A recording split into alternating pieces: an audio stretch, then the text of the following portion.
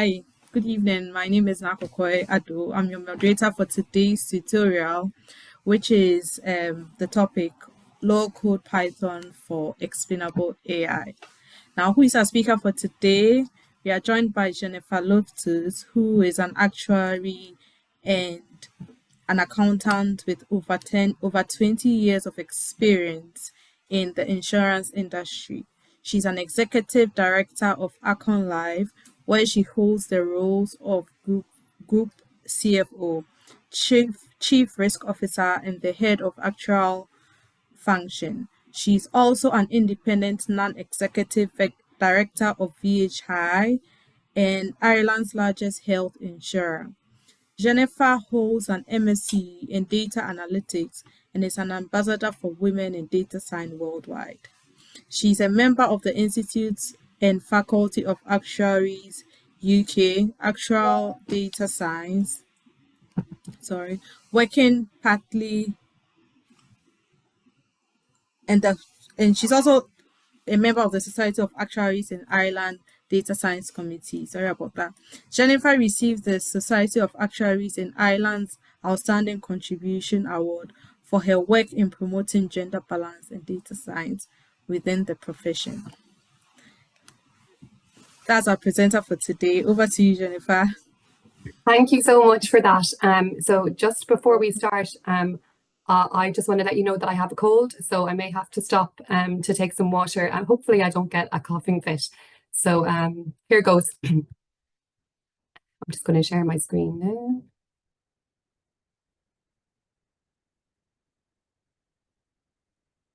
Let me know if you can see that.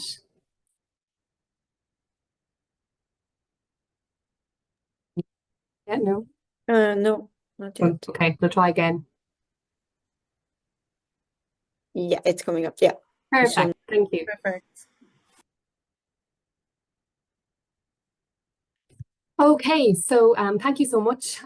You're all very welcome. So this evening, I am going to demonstrate how very accessible low-code Python tools can help with AI explainability. So what exactly is XAI? XAI stands for Explainable Artificial Intelligence. And when we talk about XAI, we're talking about the ability to understand and interpret the decisions and the behavior of AI models. Model explainability aims to provide insights into how a model arrives at its predictions or its decisions. And it sheds light on the factors and the features that influence a model's output. Model explainability is extremely important in the context of AI for lots of reasons. So firstly, by increasing the transparency of the models, it helps with accountability and ethics. It also helps. Jennifer, just 1 second, your slide stopped showing. Oh, okay. Sorry about that. Well, I might stop sharing and start again, maybe? Yeah. Okay, let's go.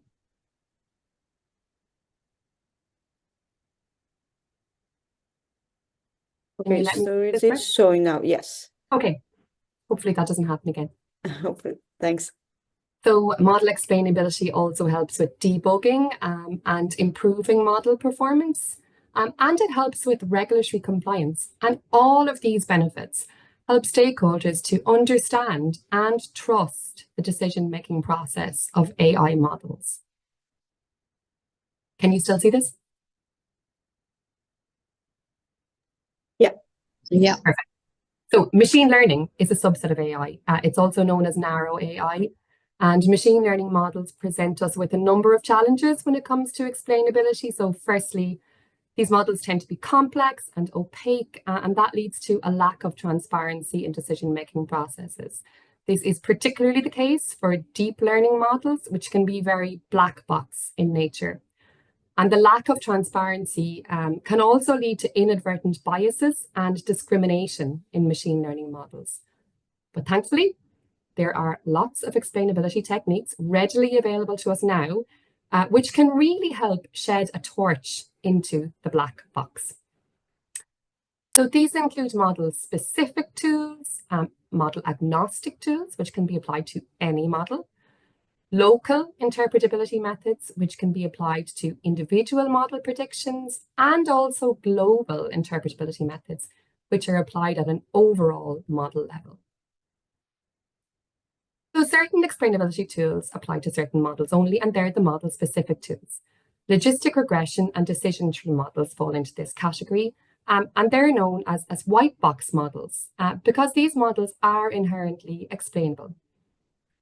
A logistic regression outcome is explainable via the coefficients that the model assigns to each feature, and a decision tree outcome is explainable by the if-else statements, which are automatically generated by the model. Python has an inbuilt feature importance functionality, which can be applied to all tree-based models and not just the standard decision tree. Some XAI techniques can be applied to all machine learning models, including deep learning models. And these include SHAP, which stands for Shapley Additive Explanations, and LIME, which stands for Local Interpretable Model-Agnostic Explanations. And as the name suggests, LIME can only be used for local explainability or individual model predictions. LIME is model agnostic though, which means it can be applied to all models. And both SHAP and LIME have their own Python libraries. Logistic regression model is used for binary classification. So it generates a value between 0 and 1, which reflects the model's prediction of which class a data point is likely to belong to. The predicted probability is a function of the coefficients assigned to each model feature multiplied by the feature value. So you can see there the betas, which are the coefficients, times the x, which is the model features, the feature values, should I say. And for categorical features, the feature value will be 1 or 0. And the simple Python code on the right-hand side shows us how to build a logistic regression model and then print the feature coefficients which are generated by this model. Now here's an example of a simple decision tree visualization which was generated using Python. As we can see on the right-hand side, the code used to generate this visualization is again very, very simple. This particular decision tree has a depth of 3. So we can see that the first branch is split based on whether the petal length is less than or equal to 2.45, and so on and so on. And while this tree is very easy to interpret, it is important to note that the greater the depth of the decision tree, the more difficult it becomes to actually physically read the visualization. The inbuilt Python feature importances tool can be applied to all tree-based models, as I said. So that means we can apply it to the standard decision trees, to bagging models like random forest and Dexter trees, and to all gradient boosting models, so including XGBoost, AdaBoost, and CatBoost. With decision trees, the importance of a feature is calculated based on what's called the reduction in the impurity, and you can have Gini impurity or entropy. It's the reduction in the impurity brought by each feature. Each time a feature is used to split a node, it contributes to reducing the impurity of that node. And the importance then of a feature is computed as the sum of the impurity reduction it brings to all the nodes where it is used to split. So for models which contain multiple trees, like a random forest, the feature importance then is computed by taking the average of the impurity reductions of each feature across all the trees in the forest. So with a random forest, for example, you would compute the feature importance as I described earlier for decision trees, and then you would average these values across all the trees to get the overall feature importance for that random forest. And yet again, we can see on the right-hand side that the Python code used to generate the feature importances visualization is really, really straightforward.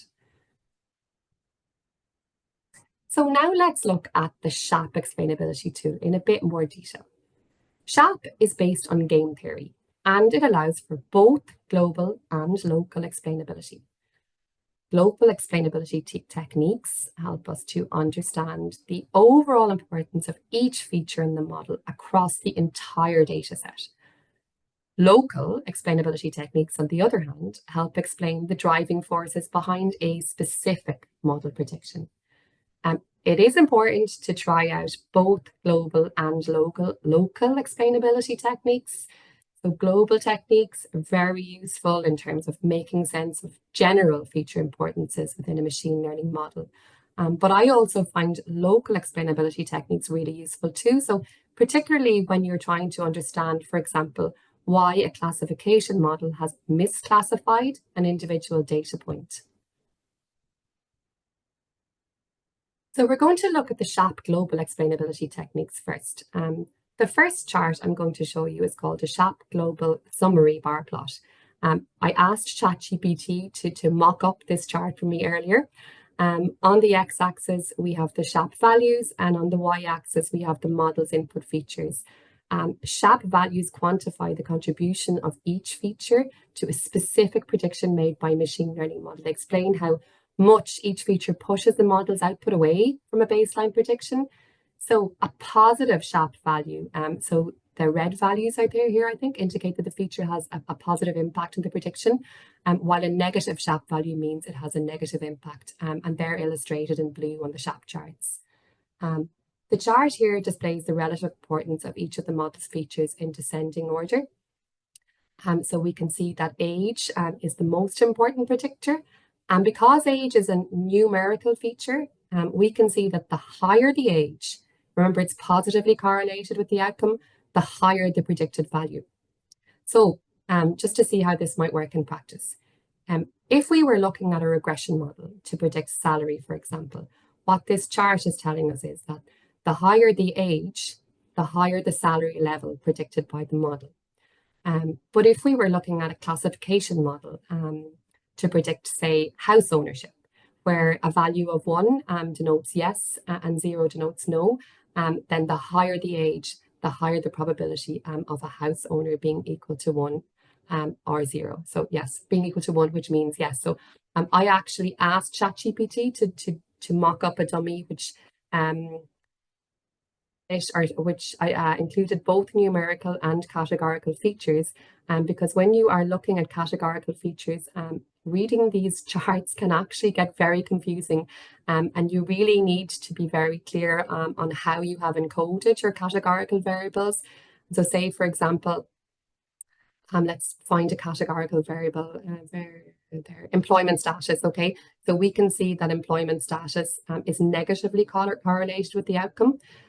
So if your employment stat, if 1 denoted employed and 0 denoted unemployed, what that means is the negative value is the more negative the value, so the closer to 0. So we'll say 0 is positively correlated with the outcome.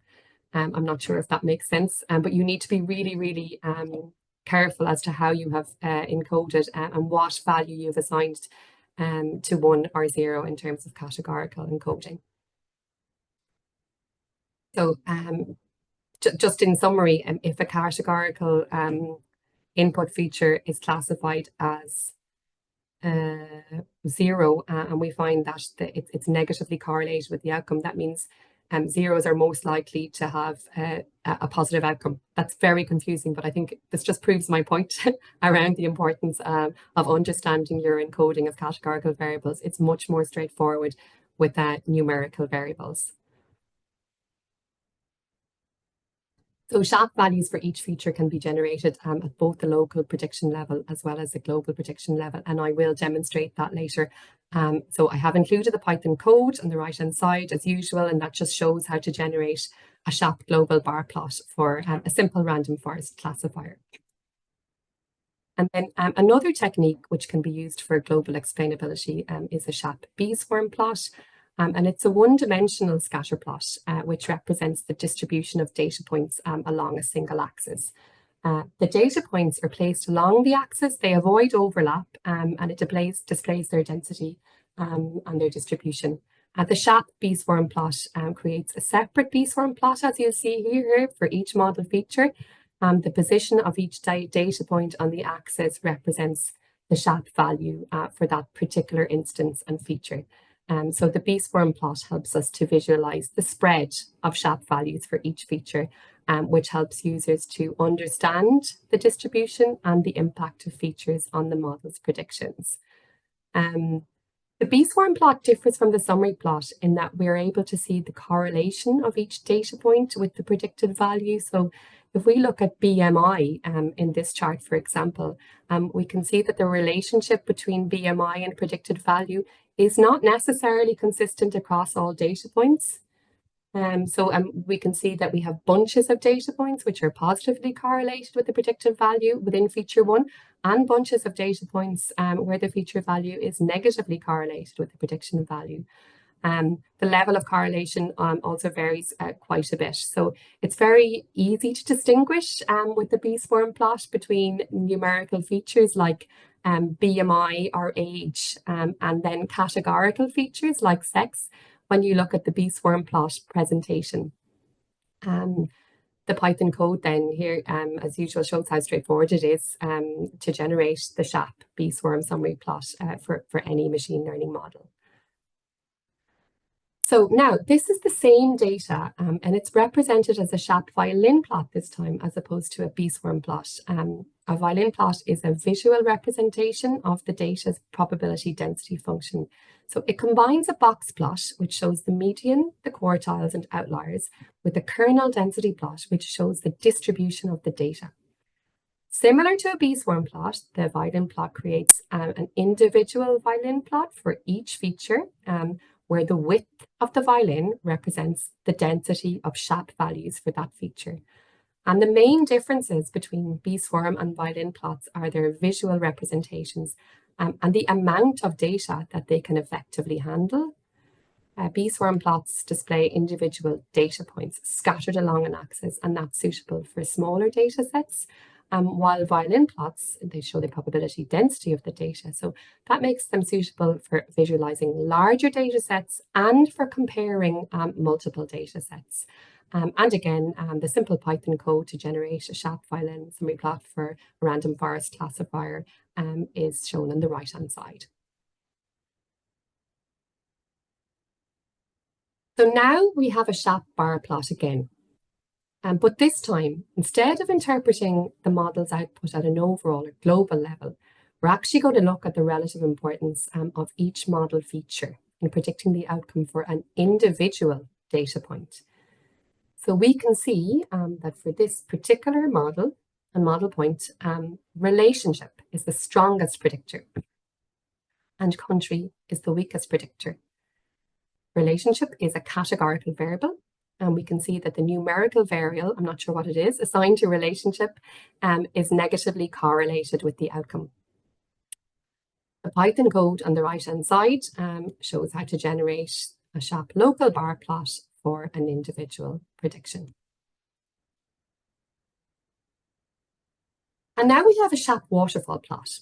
So this is another plot that can be used for local explainability.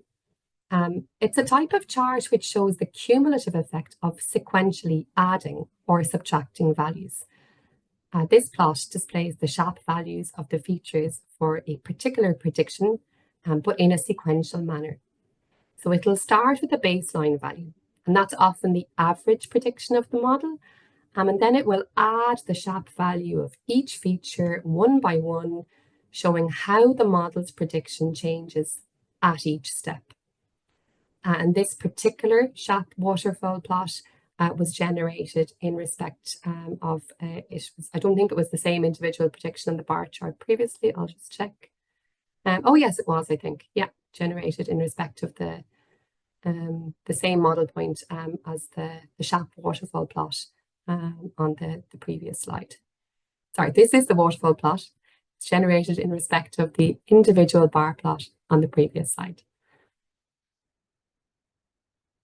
And then again, just that the code shows you how easy it's just a few lines of code that you can produce this very effective and insightful waterfall plot for an individual model prediction. So I hope I managed to communicate firstly really how accessible low-code explainable AI Python tools are. And that's both from an ease of use perspective, but also from a cost perspective, because low-code tools make XAI accessible to non-experts and those with limited coding skills. But Python, as an open source language, as we know, is of course free to use.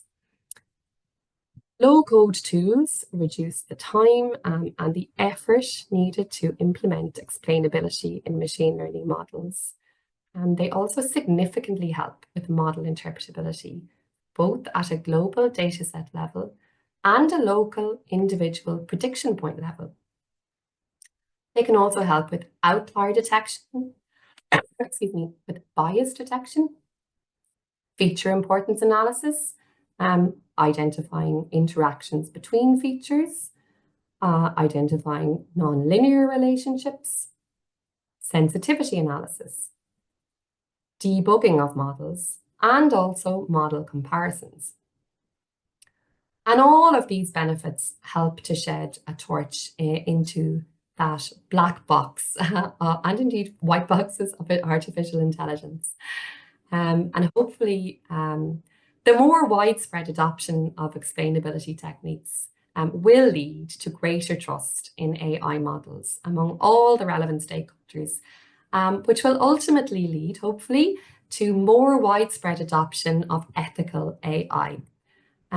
So that concludes my whistle-stop tour on low-code XAI with Python. I really hope that you enjoyed it and learned something from it, with potentially use of these tools. So thank you so much for your time. Very happy to answer any questions or indeed observations you might have. So thank you.